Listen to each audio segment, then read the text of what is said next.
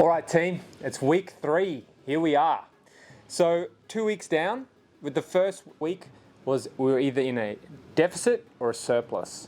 So we added a few calories in, or we removed some calories depending on your goal. This week we're going to maintain those calories. So if you remove calories, for example, so I'm going to just talk as if we're in a deficit. We removed 250 to 500 cal. We're now monitoring our weight every single day, and we're watching how that's tracking. We want to be losing between 250 to 500 grams a week. That's going to be a nice stable weight loss. We don't want to lose too much at once because we're going to be losing too much lean tissue here.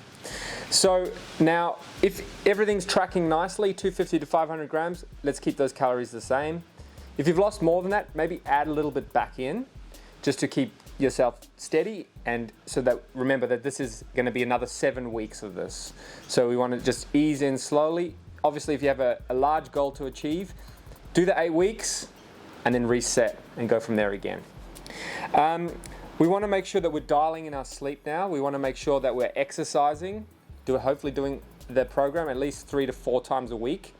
And maybe it's a time for you to try and add in, if you're not doing all 8 habits, add in another. Increase the challenge on yourself. Let's see how you go. So things to try and achieve in week 3 would be staying consistent with your exercise and diet. Aim to go to sleep and wake up every single day at the same time, including weekends now. Let's start pushing into the weekends so we can just set that circadian rhythm.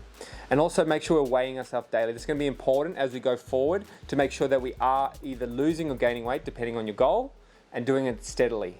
You're going to see fluctuations every day. That's perfectly normal, but what we want to see is either a downward trend if you're trying to lose weight, or an upward trend if you're trying to gain weight.